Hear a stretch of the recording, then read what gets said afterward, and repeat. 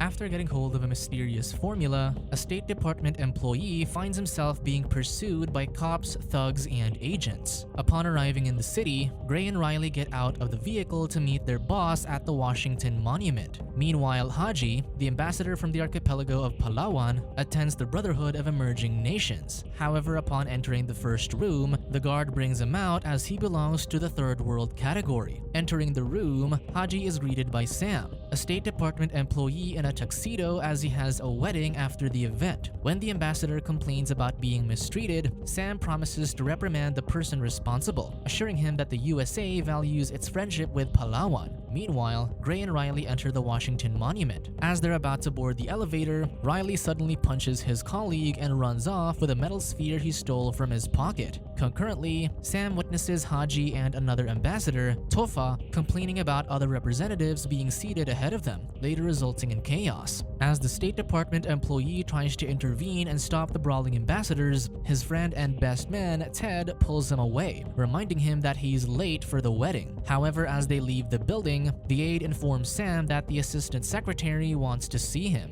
Meanwhile, Gray pursues Riley. Spotting this from a distance, Pugface quickly alerts Klieg and Fireplug to assist in chasing after him. Upon meeting Sam, the assistant secretary scolds him for failing to control the ambassador's hostility. In response, the employee explains that the ambassadors acted out because they felt they were being treated unfairly. Despite this, the assistant secretary suggests that Sam should consider a position at Post 361 in Greenland instead, given his poor job performance. Meanwhile, in the hotel, Cindy, the maid of honor, assists her sister Amanda in preparing for the wedding. On their way to the venue, Ted suggests to Sam that he can still change his mind about marrying Amanda, but the groom remains firm in his decision. However, when they're about to turn, Riley speeds past them, followed by Pugface's vehicle, which accidentally collides with their car, causing them to crash into a flower shop. Luckily, Sam and Ted spot Boris, their Russian friend, who helps them get to the venue. When Sam arrives at the hotel, he apologizes to Amanda, explaining what had happened along the way. Just then, Ted interrupts and brings his friend to the groomsmen's room so he can change into cleaner attire. Entering the hotel room, Ted asks Dawn to find a men's shop to get Sam a new shirt and then instructs Milo to keep an eye on Sam while he gets the tuxedo washed. After Ted leaves, Sam asks Milo to get his shoes from the bride's room. While waiting, he fixes himself a drink and sits in a chair. Suddenly, the groom sees a floating metal sphere in the room. Then, a voice instructs him to lock the door. Surprised, Sam complies. However, just then, Riley's pursuers arrive and slam the door, knocking him unconscious. The thugs then search for the man who they know is invisible. Riley then tricks them into believing he escaped through the window. However, Gray and Klieg spot the invisible man's movement, prompting them to throw a weapon at him. With two knives in his back, Riley falls and lands beside Sam. Klieg then calls him a traitor, while Gray tries to awaken him to retrieve the metal sphere. However, they hear a knock on the door, prompting them to hide. Just then, Sam awakens and is surprised to see the wounded stranger beside him. He promises to get him medical attention. However, Riley explains that there's no time left and instructs him to hand the sphere to someone named Runkleman. Hearing a knock on the door, Sam doesn't open it. Instead, he attends to Riley, who asks him to remove the knives. After complying, the man passes away. Just then, Amanda and Ted call the police to help open the door. Upon seeing Sam,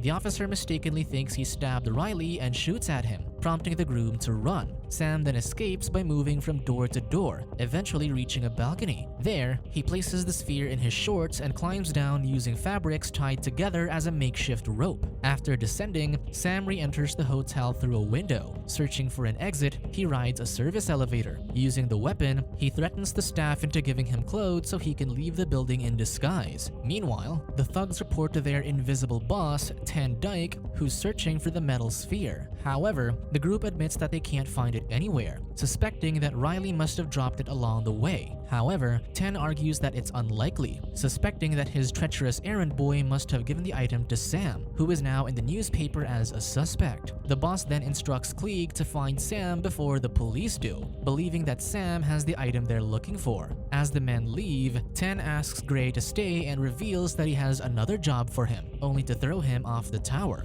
Meanwhile, Sam goes to Amanda's house to apologize to her. However, he meets Cindy instead, who informs him that his sister isn't in the mood to talk to anyone. When Cindy asks about what happened, Sam tells her everything, starting with how he saw a metal sphere floating in mid-air and heard a voice telling him to lock the door. As he was about to do so, the door unexpectedly popped open, and suddenly, he found himself on the floor with an unclothed man who had 2 knives in his back. He also adds that the stranger instructed him to deliver the metal sphere to someone named Runkleman. Curious, Cindy examines the metal sphere and finds vials filled with blue liquid inside. Upon discovering this, Sam takes one and tests the liquid by pouring it onto the table to observe its effects. When the table stays intact, Sam concludes that the liquid isn't acid. However, upon touching it, he discovers that it's slippery. When Cindy suggests getting the liquid analyzed, Sam agrees but insists on handling it alone to keep her out of trouble. Just then, Sam eats a snack without washing his hands. Consequently, he ingests the liquid and becomes invisible. Realizing what's happened to him, he's in shock. Feeling the same way, Cindy investigates his condition and explains that while she can't see him, she can touch him. Sam starts worrying, thinking that he won't be able to return to his original form. Cindy comforts him, commenting that the police will have a hard time finding him when he's invisible. Just then, the thugs arrive to confront him. Sam immediately recognizes them, recalling that they were the ones in the hotel room. As the armed men walk toward them, Sam instructs Cindy to go inside the house to keep her from harm. Klieg then demands Sam to hand over the metal sphere. However, the invisible man takes the rest of his clothes and runs to the front yard, prompting the thugs to chase him. Using his boxers as a distraction, he lures the men and then quickly runs into Cindy's car. Together, they escape the area. Cindy then brings him to her workplace, which is an all-girls school. On their way to her office, Sam becomes distracted upon seeing a girl whose skirt blew open because of the wind. Once they're inside the office, Cindy takes note of his clothing size and reminds him to stay put while she shops for clothes. Once Cindy's gone, Sam wonders about the man named Runkleman. He contacts his friend Janet asking for the addresses of anyone named Runkleman living in the Washington area. After Cindy finishes shopping for clothes, she drives back to the school. However, unbeknownst to her, she's being followed. Meanwhile, after hanging up, Sam accidentally drops his drink on the paper, causing a mess. As he searches for a towel, he finds himself in the girls' shower room. However, when the women notice a floating towel, they scream in fear. Just then, Cindy arrives and reassures them that it's just their imagination. She then secretly punches Sam and takes the towel from him. When she scolds him for his act, Sam explains that he spilled coke on the paper. As he apologizes, he suddenly returns to his original form. After changing into his clothes, the man expresses his desire to find Runkleman and deliver the metal sphere to him. When Cindy insists on helping him locate the person, Sam agrees and explains his plan to begin by investigating the 9 Runklemans living in Washington. As they're about to drive off, Boris suddenly appears in the back seat, threatening Sam with a gun.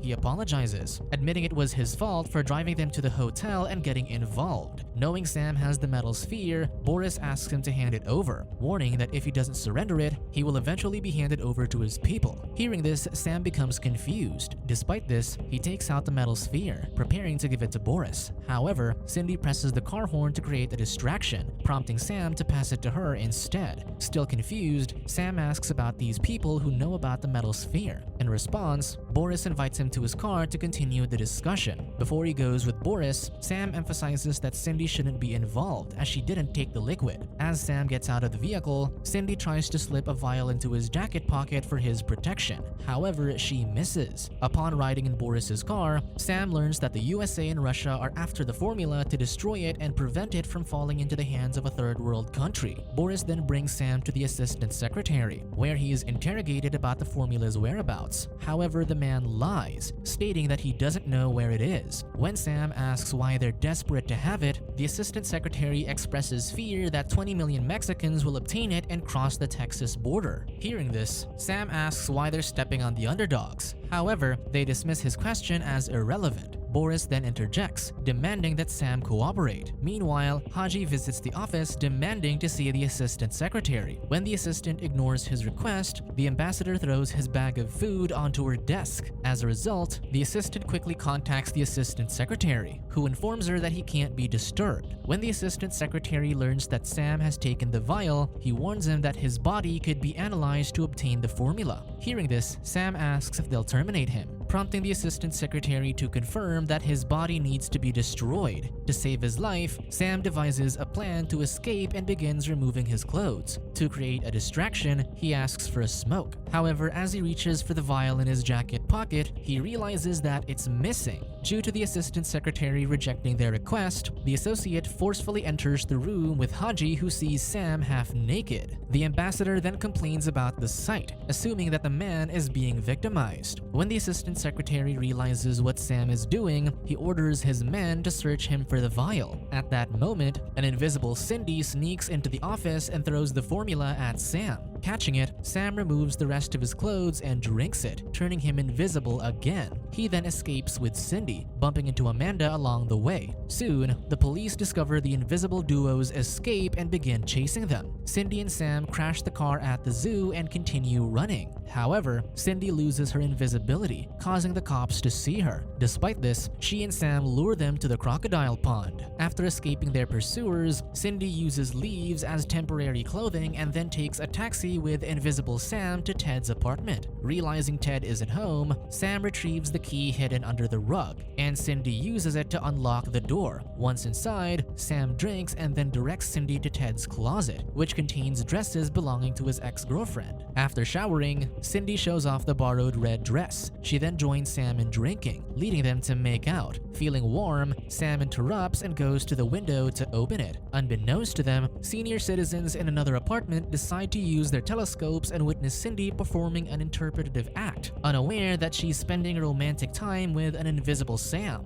The next morning, Sam contacts Ted, informing him that he's at his place. His friend advises him to stay put and assures him that he'll help. While eating breakfast with Cindy, Sam looks outside when he hears a car pulling over, only to discover Ted brought Boris along. The couple rushes to escape through the building's basement. However, as they run to the street, Cindy accidentally bumps into a garbage man, causing her to drop her bag and the metal sphere to roll away. One of the senior citizens sees it and gets out of their vehicle to examine it, stealing one vial in the process. When the couple sees the old man holding the sphere, they ask him to give it back, and he complies. They also request a ride, which he allows. Meanwhile, the thugs go to the museum to meet Ted, who is disappointed in them for not catching Sam. Changing the plan, the boss instructs Fireplug to lead the group and gives them an address to visit. He then asks Klieg to stay behind, only to throw him off to his demise like he did to Gray. Meanwhile, Sam asks the senior citizens to borrow their car to locate Runkleman. When they agree, he promises to return it without any scratches. The couple then uses the car and starts with the first person, an old man named Runkleman. When he doesn't recognize the sphere, they move on to the next person, a woman, but she also doesn't recognize the sphere. As they drive to the last Runkleman on their list, Cindy spots the thug's car, making them realize they're finally visiting the right person. To mislead the goons, they climb onto the roof to reach the port, where they board a boat headed to the address. Upon reaching their destination, the couple finds Ted, who reveals that Runkleman is his operating name. He explains that Riley, who's also an agent, was originally looking for him, which is why he was at the hotel. As Ted asks for the metal sphere, Boris arrives and demands it as well, prompting Cindy to surrender it. After this, Ted reveals that they're going after Ten Dyke, the boss who murdered the formula inventor months ago. He explains that Ten is planning to make a much bigger sale, which he can only do if he has the sphere. Ted knows that Sam and Cindy's bodies should be disposed of because they took the formula. However, the agent admits he can't eliminate them because they're his friends. Boris points out that they must follow orders. Suddenly, they are interrupted by a ringing phone. Runkleman answers it, and it turns out to be Ten Dyke wanting to speak with Sam. Ten reveals that he has Amanda and will only release her in exchange for the sphere. To save his fiancée, Sam knocks out Boris and Ted, enabling them to escape via a boat. They then head to the museum, where they're greeted by Pugface and Fireplug, who've been observing them at the port. The couple then meets Ten Dyke. As the thugs conduct a body search on the couple, they're unaware that Ted and Boris managed to follow them. When Fireplug finds the sphere in Cindy's blouse, Boris and Runkleman attack them. Sam then goes for Ten, only to realize that no one's wearing the suit.